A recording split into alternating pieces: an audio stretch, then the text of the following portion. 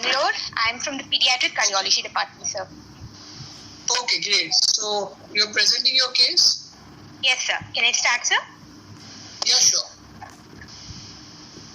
I'm presenting a case of Lakshmi, 10-year-old child, second child born out of non-consanguineous marriage, resident of Bellary, Karnataka. History obtained from the patient and the mother, and it's reliable.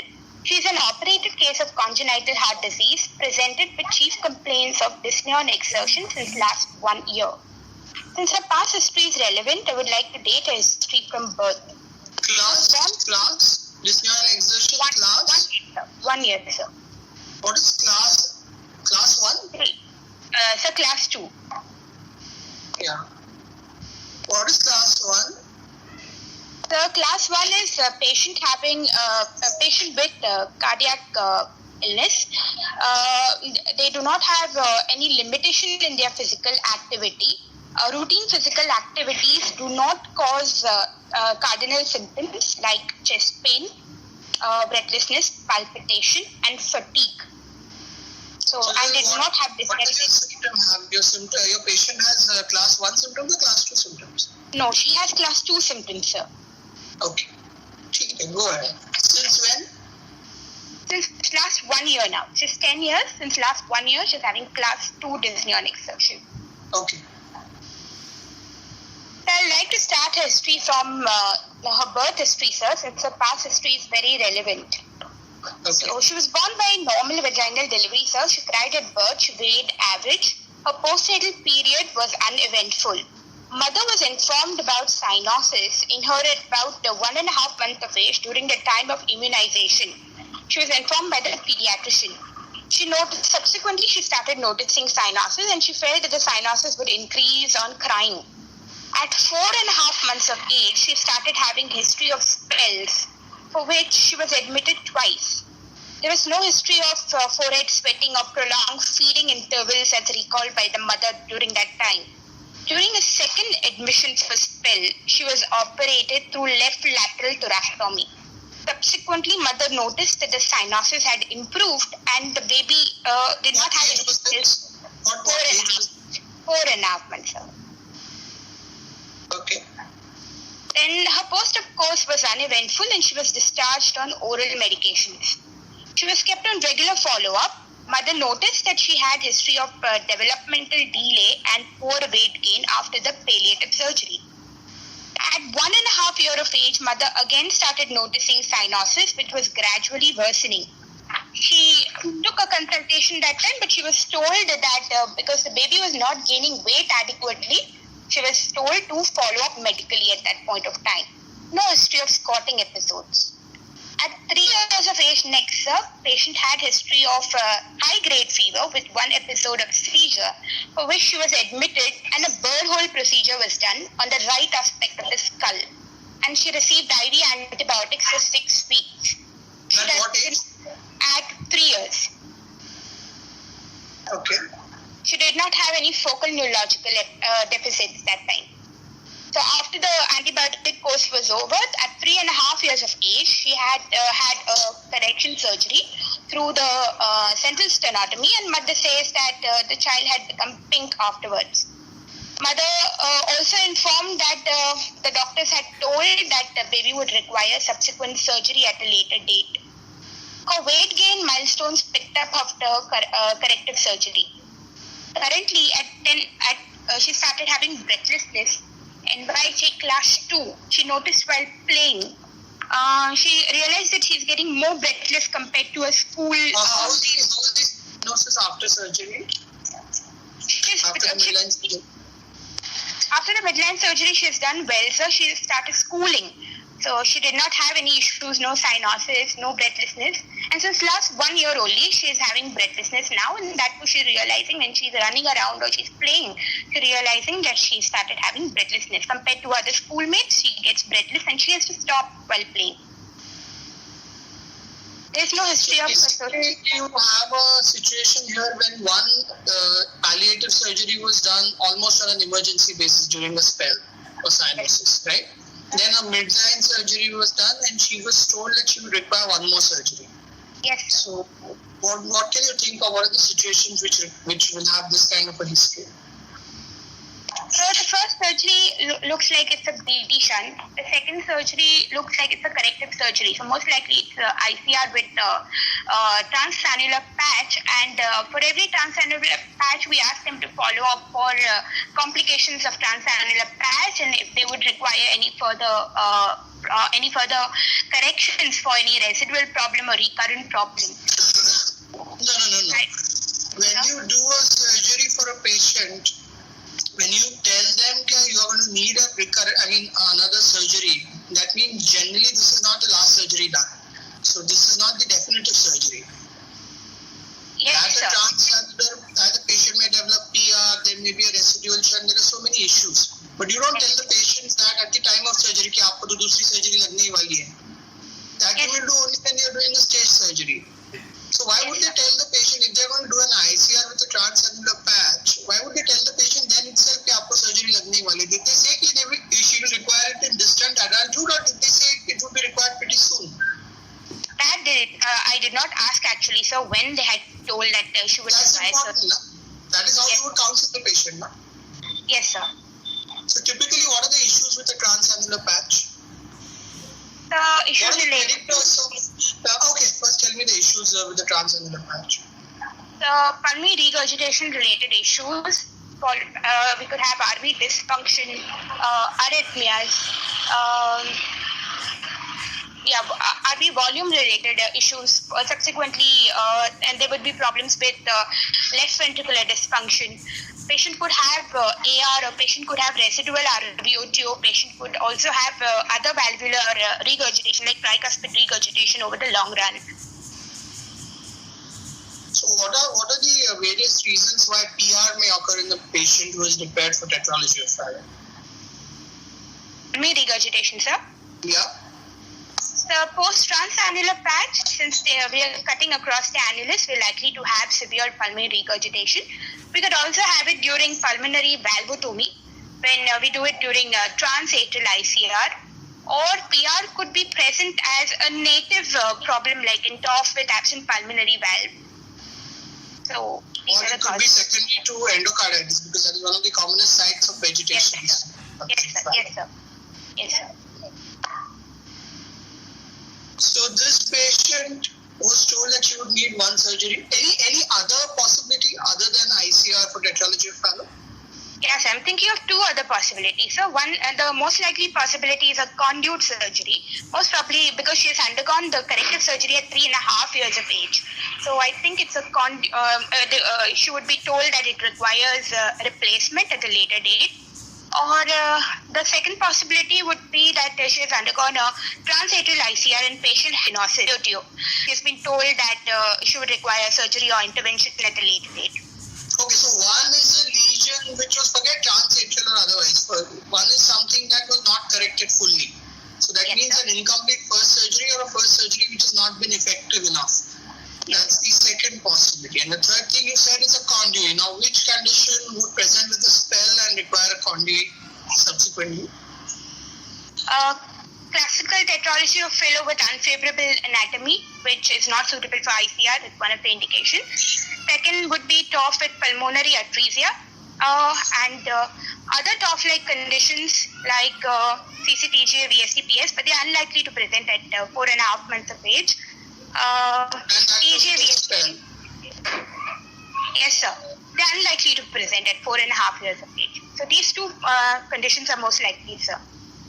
What about DORV, VSTPS? DORV, VSTPS, yes, sir. That is also a possibility. Possible. So these are the possibilities. Could it be a univentricular physiology? Unlikely, sir. The cyanosis had completely improved after the surgery. Unlikely that it is a univentricular pathway. You are relying on our history completely, right? Yeah, yes, sir. But then post Fontan, if at all, it was at 3.5 or so we are not talking about. You have said she was told she may require one more surgery. So could it have been a BDG done? Possible, sir. But only thing which is not fitting is post BDG she would have had mild cyanosis, and current complaints are also not cyanosis. So, What is the saturation that patients have after a BDG? After BDG, they have a saturation of about 80 to 85, sir. So 80 to 85% in an Indian patient and very likely to be anemic from a district place in Karnataka. Will cyanosis always be detectable? At 3.5 years of age, no, probably, sir. But then now she's 10 years of age. In a span of 6.5 years, she would have developed cyanosis. So basically, you cannot just have a patient on a BDG, because what are the problems with the BDG as a child grows? As a child grows, once a child grows, the shunt might supply less, or there would be native cyanosis originating because of the BDG. Then there could be pulmonary artery distortions, pulmonary AVMs leading to cyanosis and further issues. And you must not forget that in a child as compared to an older child, in a smaller child, a disproportionate amount of venous return comes from the upper body as compared to the lower body. So, Yes, so an SBC to PA anastomosis shunts quite a large portion of the venous return in a child. But as the child grows, the proportion of venous return from the head, neck, face and the upper limbs is a little less. So more venous return starts coming from the rest of the body. So again, therefore, that increases the cyanosis. Cyanosis, yes, sir. So by and large, for a BDG, after a few years, definitely the child would have more cyanosis and other symptoms. Correct. But yes, initially, in the initial period, the child may have fairly good relief of cyanosis and the parents may not experience. The fact that it has gone on, but there are patients who will see Q go on years after a BDG, and without doing anything. So just keep it in mind as a possibility. It's unlikely. Yes, sir. Okay, so go ahead. Yes, sir. So she doesn't have history of PND, sir, currently, or history of orthopnea, no history of palpitations, chest pain, no history of syncope, easy fatigability, neurological deficits, no history of pedal edema, abdominal distension, pain in the abdomen, no history of pain in the left upper limb or post-exertion or any limb length discrepancy noticed by the mother. I think that is a little far-fetched. Limb length discrepancy being detected by the mother thoda zyada ho jata hai. And why are you asking that? Because she had a left-sided BT shunt done at 4.5 months of age. I don't know whether it was a classical BT shunt. Do you think the classical BT shunt is done in this era? This was just 6 years ago. Do you think anybody does a classical BT shunt or has been doing it for the last 20 or 30 years now? No, sir. I have not seen, at least. I finished my DM 11 years ago. Even then, we had never even seen a follow-up patient of a classical BT shunt.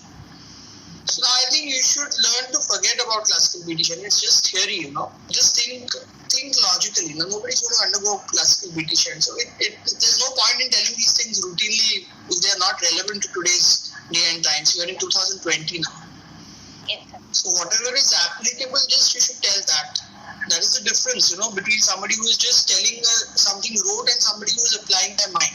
So don't tell all this classical BT shunt. Even unequal pulses aap log bol dete ho. Who is ever going to detect classical BT shunt now at the bedside? It's not done anymore now. Okay, go ahead. Completing her history, sir, her antenatal period was uneventful. She's immunized for age. Developmentally, she's caught up milestones now, and she goes to school, studies in standard 3, and she's average in her scholastic performance. Family history, she's got an older sibling who is a male child, doesn't have history of any cardiac illness, and there is no history of CHT in the family also. Socioeconomic scale, they belong to low middle class according to modified Biju-Prasad scale. That's it in there. What is the natural history of a BT shunt? What happens to patients with BT shunt? What are the potential problems? Right, sir. Post BT shunt, the immediate problems that we could have during the post-operative period is problems related to either obstruction, that is underflow related problems, or overflow related problems. These are the predominant problems. Besides that, we could have problems like bleeding from the post-operative site or at the region of the BT shunt. We could have local surgical complications. Once you discharge the patient and patient comes to you for a follow-up. See, we are not interested in ICD draining more or seromas forming or wound infections. These are local surgical issues. I'm talking about the long-term problems that a patient with BT shunt can have. So in the long term, so we could be dealing with blocked BT shunt. Then we could be dealing with neurological issues, if at all there are, and pulmonary artery distortions because of the BT shunt. The blocked BT shunt, that could be an acute block or a chronic block or both? Can be both, sir. So what are the things that can precipitate acute BT shunt occlusion? Say state of dehydration, or patient having fever, something like infective endocarditis can block the shunt acutely. Chronically, thrombosis and intermittent cushion proliferation is responsible. Fibrosis, calcification. What is the BT shunt made of? PTFE, sir, polytetrafluoroethylene or dacron. How do you decide the size of the BT shunt? Depending on the weight of the patient and the age of the patient, sir. Mm-hmm. So if the patient is less than 7 kilos, we could prefer a shunt like 4 mm. 7 to 12 kilos, 5 mm. More than 12 kilos, that is up to 20 kilos, something like 6 mm should be fine. And more than 20 kilos, 7 mm to 8 mm BT shunt should be fine. So what do you mean by unfavorable anatomy in tetralogy of Fallot? So PA, what I mean to say is that the PA sizes would be too small for a total corrective surgery. Okay. Or Anything it else? could be a coronary crossing RBOT, or there might be abundant MAPCAs, or there might be multiple VSTs. Okay. Anything else? You can sometimes have an overriding tricuspid valve, and therefore that can lead to RV hypoplasia. That again makes it very difficult to correct.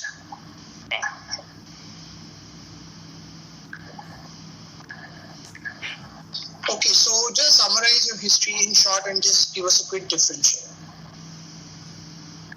She's a 10-year-old child who had a history of cyanosis and cyanotic spell, underwent a palliative surgery at 4.5 months, drainage of brain abscess at the age of 3 years, corrective surgery performed at 3.5 years of age, currently presenting with NYJ class 2 dyspnea, and admitted for surgical intervention. So, She's admitted for surgical intervention. At present she's admitted for surgical intervention. Okay. So what are the possibilities? How do you explain this dyspnea?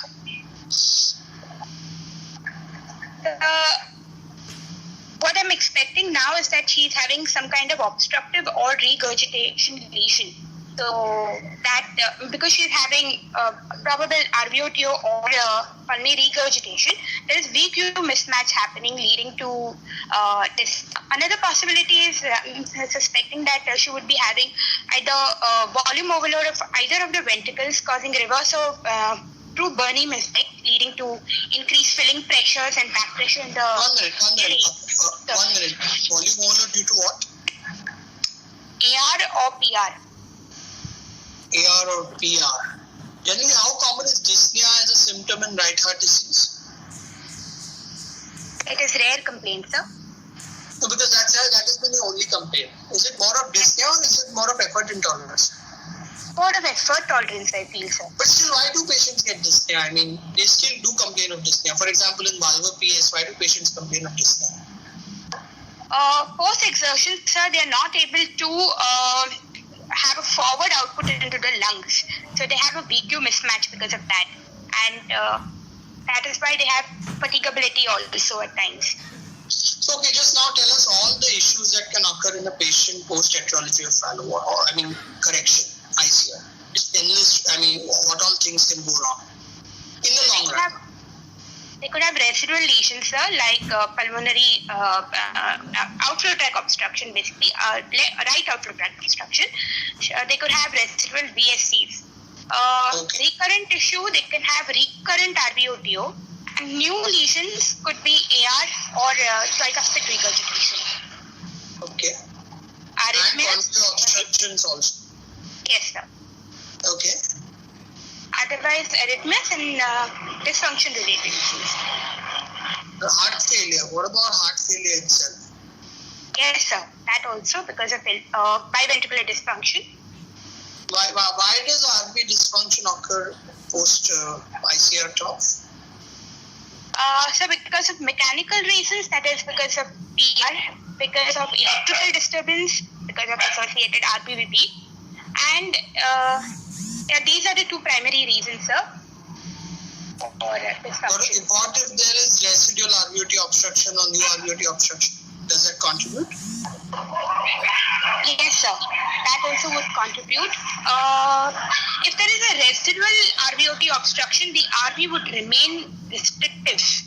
So that would probably have a diastolic dysfunction in the long run. I see. So if you have an RV which has maybe a residual outflow obstruction which has come back, or a gradient of say 60 or 70, is that RV more likely to develop dysfunction along with the other things like PR, etc.?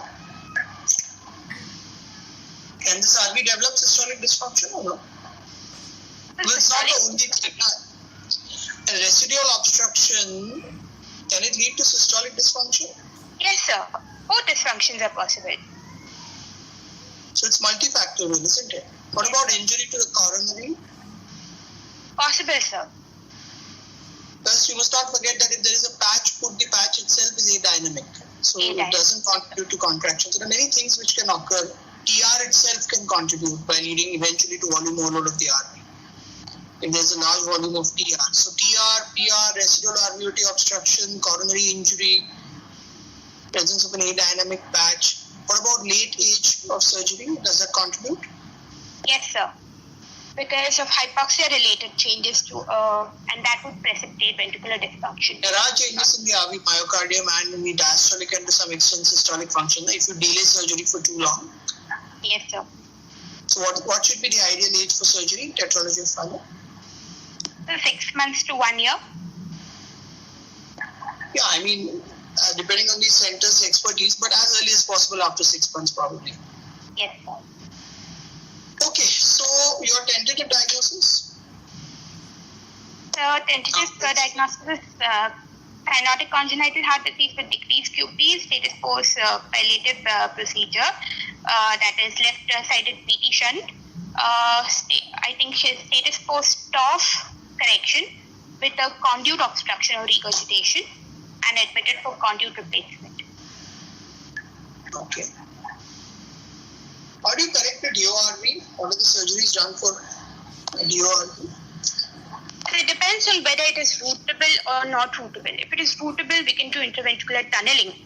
And if it is non-rootable, they go for single ventricular path. Then while putting the patch, the outflow is getting obstructed, then the RV2PA conduit can be put. Okay.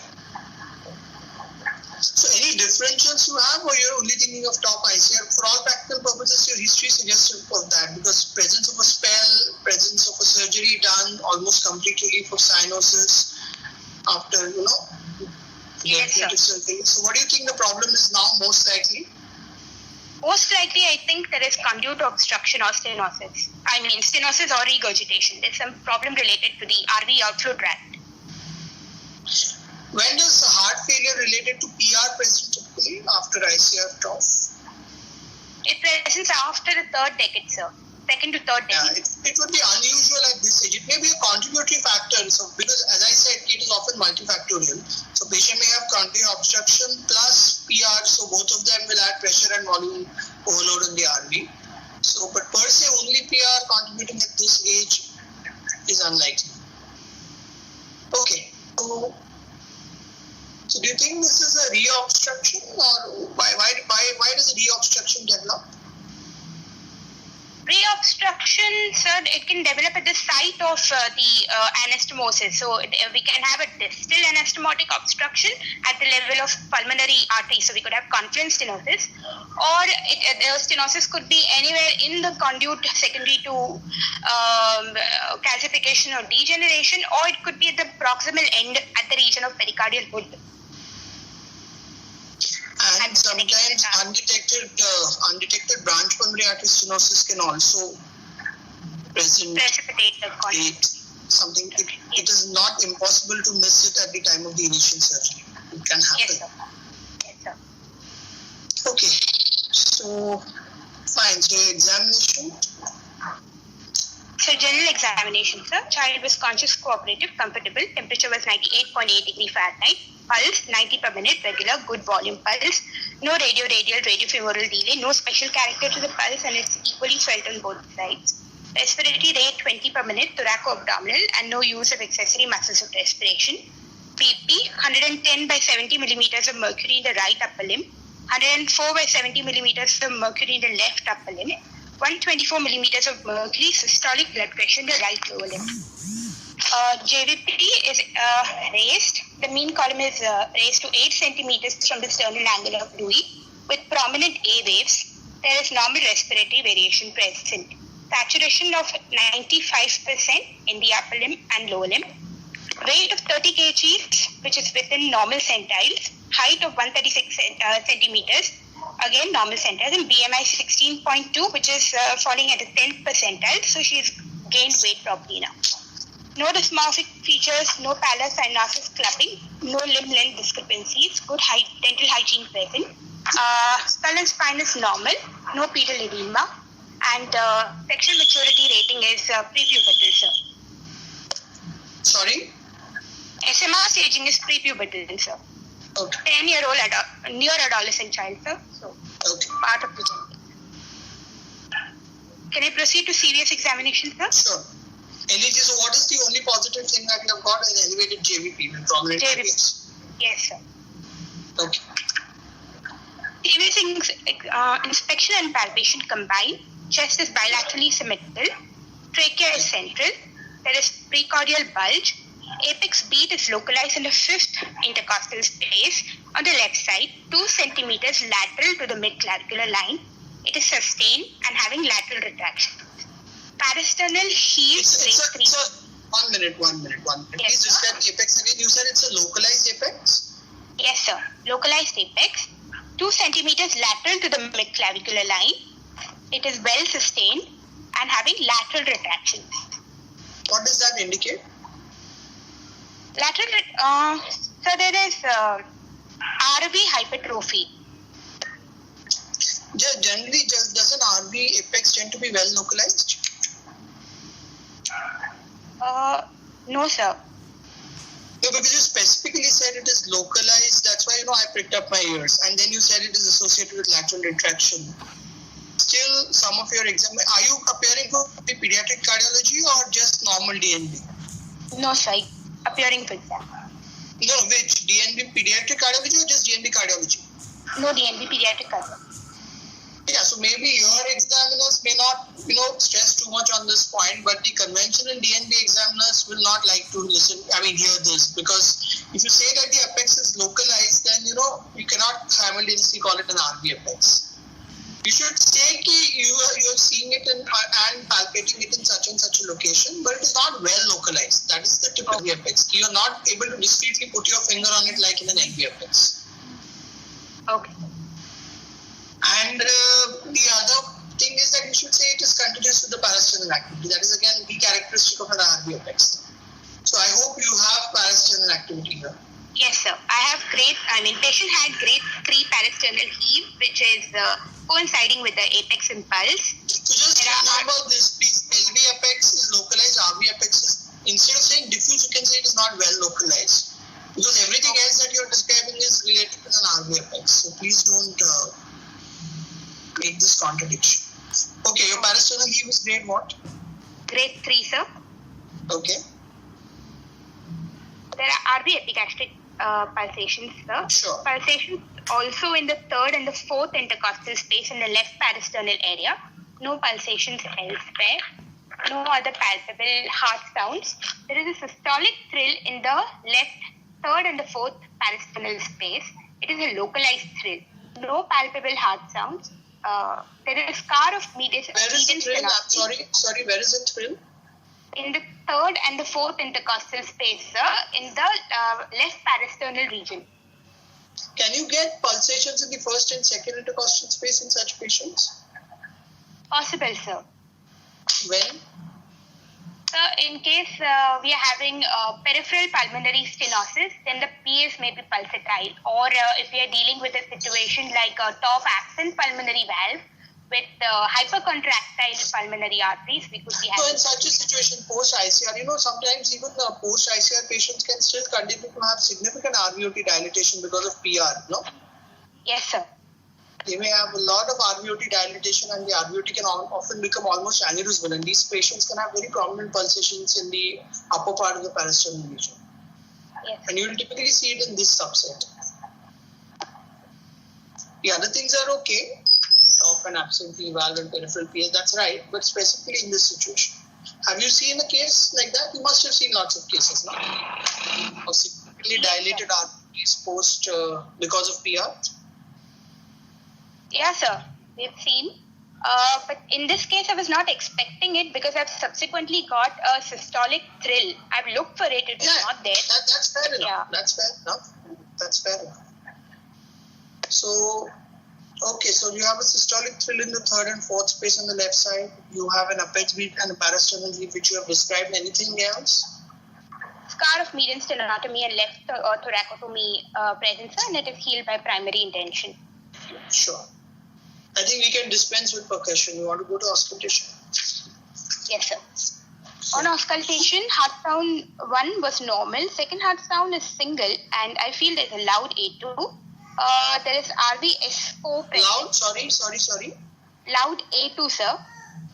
I see. Okay. Loud A2. RVS4 present. Okay. There is a constant ejection click heard in the herbs area.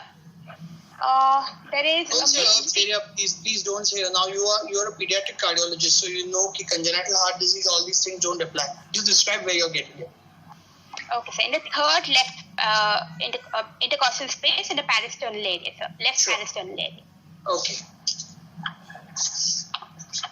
Then? So there's a mixed frequency, grade 5/6, harsh crescendo decrescendo, ejection systolic murmur with late peaking, heard best in the left third and the fourth parasternal area. It is also conducted to the pulmonary area and bilateral infraclavicular area and heard best with a diaphragm of stethoscope. There is also a short, soft diastolic murmur of grade 2 intensity, low pitched, heard in the third and the fourth left intercostal space. Early diastolic? Yeah, sir, it's a early diastolic murmur. Okay. And it is best heard in inspiration. No other murmurs on the back or axilla, and the rest of the systemic How do you examination. distinguish between the murmurs of organic PR and hypertensive PR? The hypertensive PR would be high pitched. It could be variable in length depending on the diastolic gradient. They increase on inspiration and they are associated with loud P2. Whereas the organic PR are soft murmurs, they are low pitched murmurs. They're usually short and they are not associated with loud P2. Which of them starts closer to P2? The organic murmurs, sir. Okay. So, you said that there is a single S loud A2 and RVS4 and a constant ejection click, right? Yes, sir. So, what is the cause of this constant ejection click according to you? I feel it is vascular aortic click. Vascular aortic click. And why do you think it is occurring? I think because the aorta is dilated and it was receiving a lot of flow, and that's why it has got dilated, and because of that. But after surgery, 6 years after surgery, do you expect the aorta to be still dilated? Yes, sir, because the aortopathy is progressive secondary to cystic medial necrosis. So do you think this is, does that occur so early? Does that occur, that aortopathy following tetralogy of Fallot, does it occur within 6 years? She's now 10 years of age, sir. It is possible. It is usually an adult finding, but it happens over years. So it is a process of continuity. So it could it's a process of continuity, but dilatation of the aorta enough to produce a click. Will it occur within the first 10 years after surgery? It's unusual, no? Yes, sir. Typically, this kind of aortopathy is seen in the third or fourth decade following a surgery.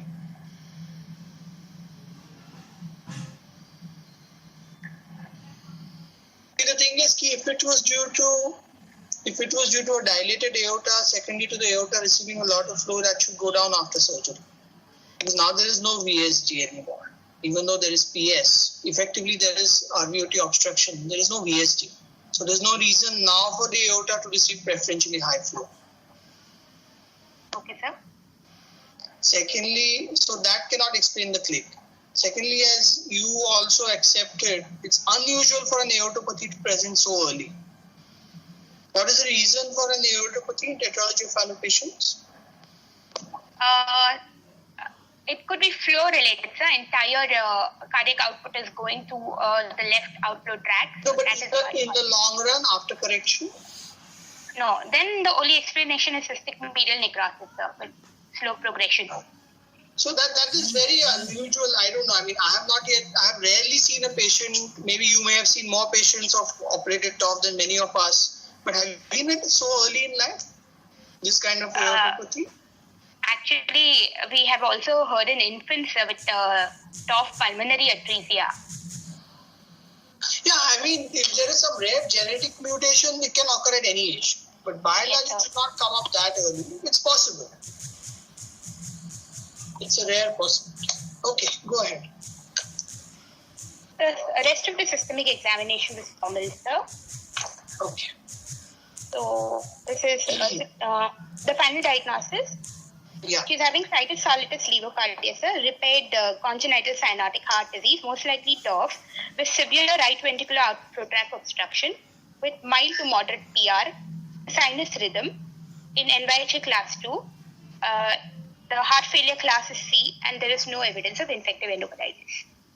What is the severity of? Just go slow a little bit. Situs solitis, just start all over again. Levocardia, congenital heart disease. Repaired cyanotic congenital heart disease, most likely tetralogy of Fallot, with severe right ventricular outflow tract obstruction, mild to moderate PR, in sinus rhythm, NYHA class 2, heart failure, AHA-AC classification C, and no history, no evidence of infective endocarditis. So why do you, what level has this RVOT obstruction occurred at, do you think? I feel it is severe. And at what level? I mean, is it subvalvular? Why? Yes. It is subvalvular because the systolic thrill and the pulsations are in the third and the fourth intercostal space. They are not in the pulmonary area. What about the second sound? What about the second sound? What about the second sound? The S2 is not heard, it's single. The P2 is not heard, right? It is not heard, sir. So, if the P2 are heard well, what would that indicate?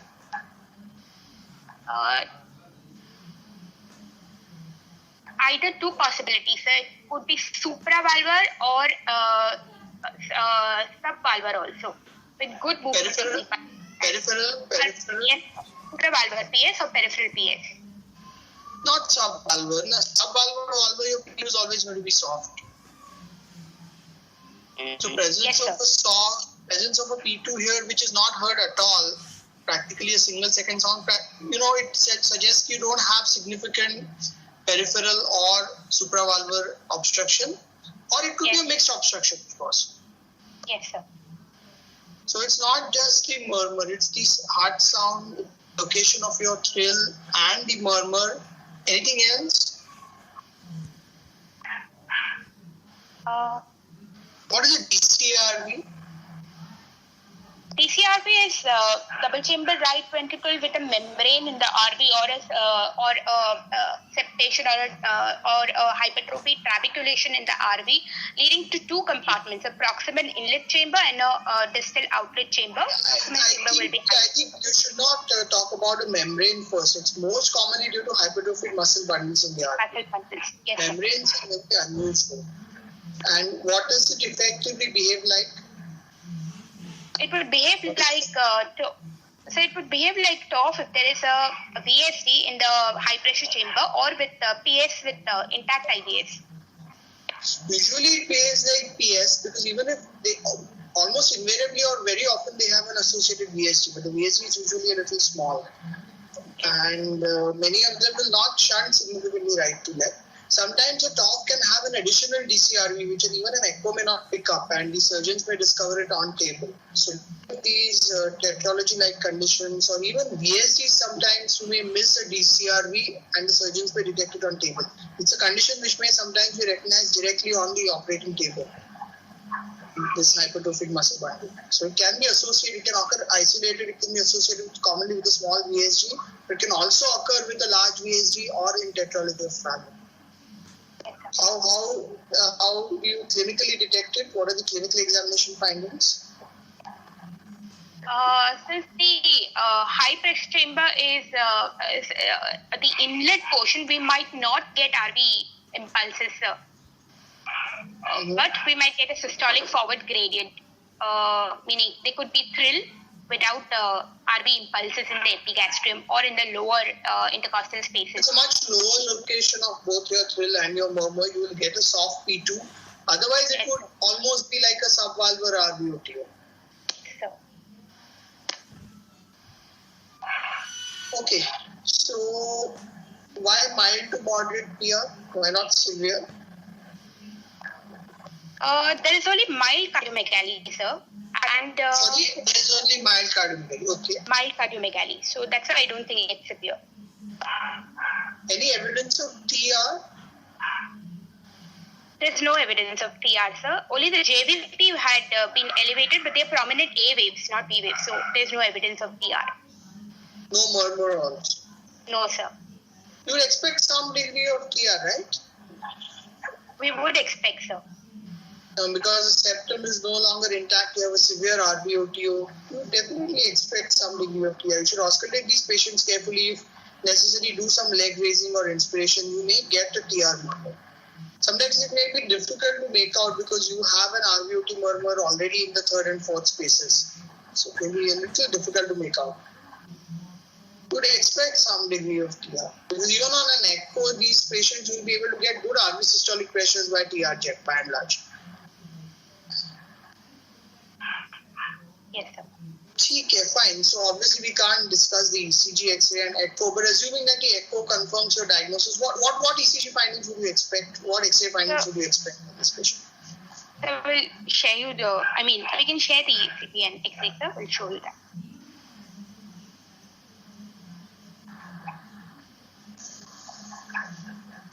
Nikhil?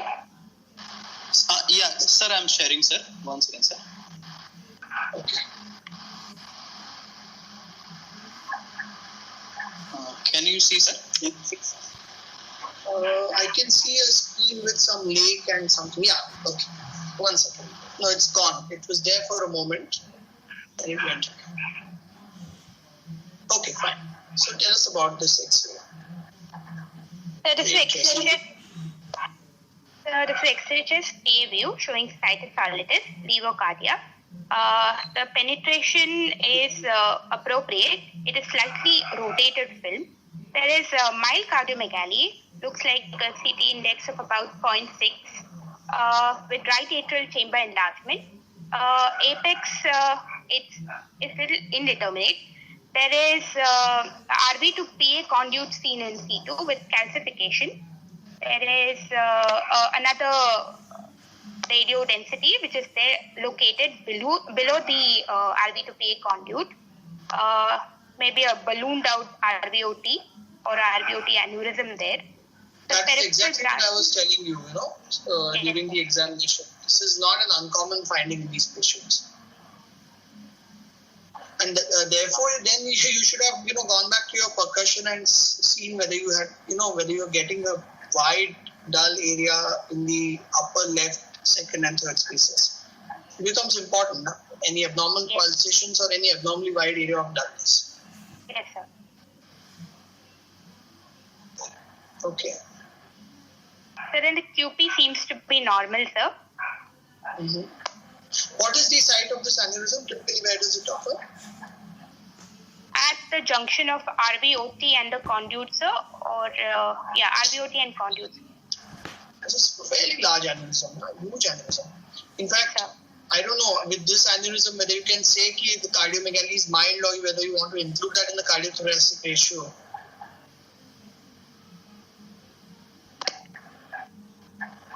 Ideally, you should, right? Yes, sir. Okay, so what does this indicate? What are the surgical implications? So there could be a pericardial hood which is put along with the RB to PA conduit, which is No, particularly now put. what are the surgical implications?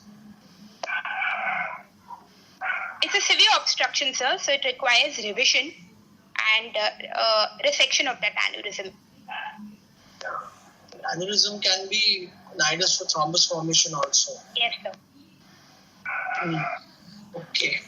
So fine. So anything, I think the ECG would not be that interesting. We would probably show RBH. Is there anything in the ECG which is really different? There's a good X-ray. You can get it as a spot also, so everybody can see that calcified conduit and the aneurysm very well. Just 1 second. Can you just go back to that X-ray?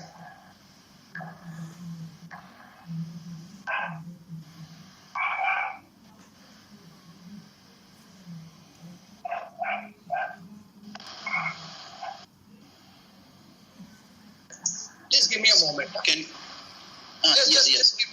Just give me a moment.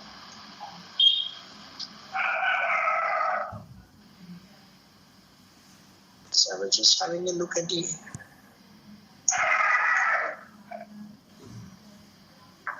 Okay, fine. Yeah, go ahead. I'm saving your X-ray as a teaching file if you don't mind.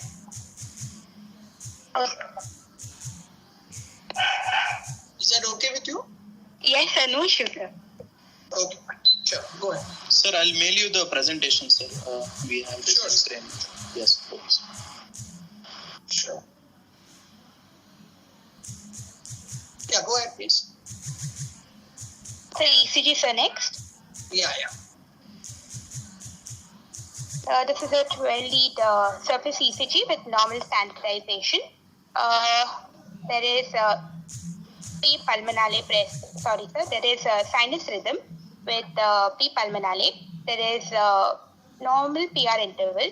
QRS axis seems to be in the superior quadrant. QRS axis is about minus 135. Extreme There right is extreme right axis, sir. Yeah. There is right bundle branch block. Is there left atrial enlargement as well?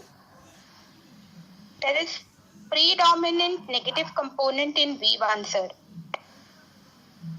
But that is not more than 1 millimeter. I don't think so, sir, that there is any enlargement. Okay. And RBBB pattern seen, sir, with QRS duration of 140 to 160 milliseconds. Right. Is there a Q wave in lead V1? Yes, sir. There is a small Q wave in lead V1, sir. And would you just dismiss this as an RBB pattern, or is there something else over here?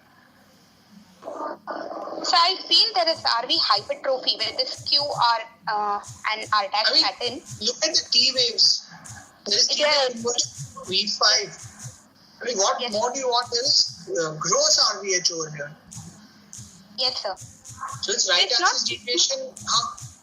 It's not fulfilling the Valencia criteria, sir, but there is definite evidence of RVH because of the prominent Q waves and T wave inversion, sir. So what criteria do you want now to for this to qualify as RVH? So we could use, I think, Milnor criteria for that because the QRS axis is in the extreme right axis quadrant. So there is definite RVH present. Yeah. And what does the presence of a small Q wave in lead 1 suggest? What does it suggest usually? What are the conditions in which you can get a small Q or a Q wave in lead V1 before the R wave? Yes, sir. Hypertrophy, right ventricle, in case of like severe hypertension, intact IVS basically. Then dextrocardia. Usually suprasystemic blood pressures. Yes, sir. Dextrocardia or CCTG, sir. Anything else? Can you get it in Epstein anomaly? Yes, sir.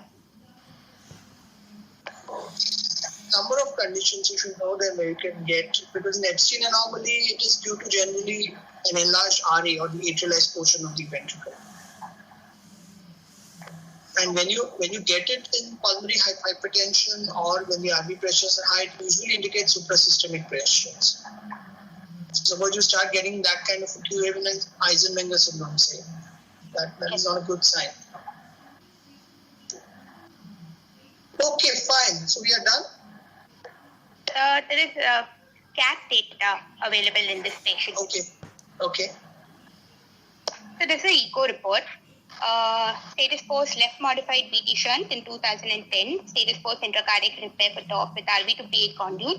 Aortic homograph of 18 millimeters. That was done because there was LAD crossing the RVOT. She has cytosolitis and D-loop You ventricles said and that normally.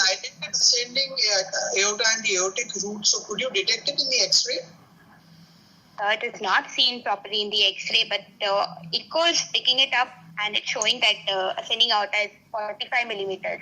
So this patient must be having some genetic issue or cystic medial necrosis which has progressed. Yes, sir. Fine. So good RV function. Good RV function, sir. And the gradient across the conduit is 84 with moderate PR. LAD crossing the RVOT. Yes, sir. So that was the reason why it was done. So this was just a routine TOF, but with an LAD crossing the RVOT. So it was an aortic homograph. Nice. Okay. CAT reading, sir. Yeah. So can somebody else interpret this data? Can somebody else look at it for 2 minutes and interpret it? Yes, sir. Somebody else.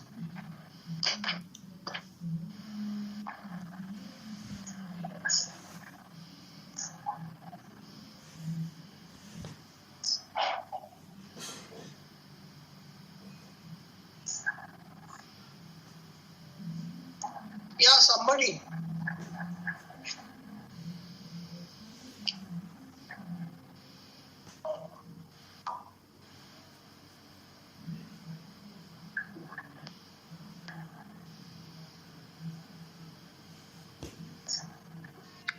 So from the Nikhil, bolo na. yes, sir, so from the RV, so there No, is just find out all the abnormal findings first. Look, start from the RA. so from the RA to RV, there is a gradient of around mean gradient of 80 millimeters mercury. RA to RV, there is a gradient. Yes, no, sir, the RV pressures are high. The systolic pressure. First, talk about the RA pressures. Is that mean RA pressure normal? Yes, sir, RA pressure is high, sir. RA pressure is high. Start And with what is the normal, 1 minute, what is the normal mean RA pressure? Some normal mean RA pressure is around 3 to 5 millimeters mercury. Some would say 0 to 5. So this Yes, is sir. 14, no? This is 3 times more, Yes, significantly elevated yes. RA pressure. Does that correlate with any of your clinical findings? High, sir. The A waves were high. The Significant mean- diastolic dysfunction of the RV. yes, sir. So diastolic, the RV EDP is also high, sir. So there between the RV EDP and the RA pressure, and the RV systolic pressure is high, which is almost more than 2/3 of the systemic pressure, sir. Okay, so at what level is the gradient, is the obstruction? Because they have given LPA, RPA as well as conduit readings.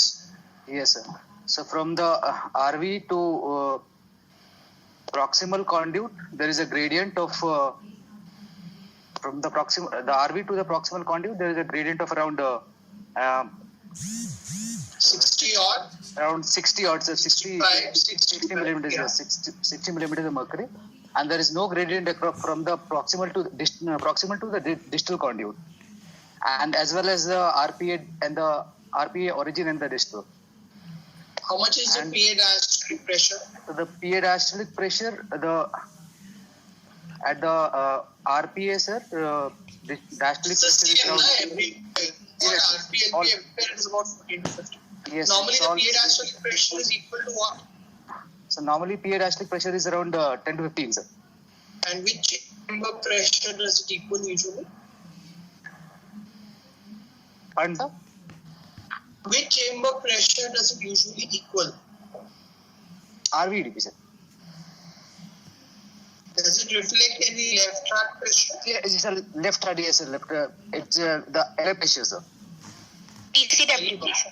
PCWP or LA pressure. Yes. That's what you check now when you put the canister in the pulmonary artery. Okay, so Yes. in short, the plan for this patient, just you have to go and revise these, and now it's in the hands of the surgeon. Yes, sir. So in short, since she is having severe RV2PA obstruction, this needs to be revised. Conduit replacement is the Which option. conduit would you put now? We could still put we could still put a aortic homograph, sir, with a diameter of around 22 to 25. Her body surface area is 1.07. So that measurements are okay. Or we could use synthetic conduits, but the life expectancy of a homograph is still better, although the immune reaction is more likely to happen now. Yeah. Okay. Fine, I think that does it probably. Chalo, good presentation. Thank you, sir.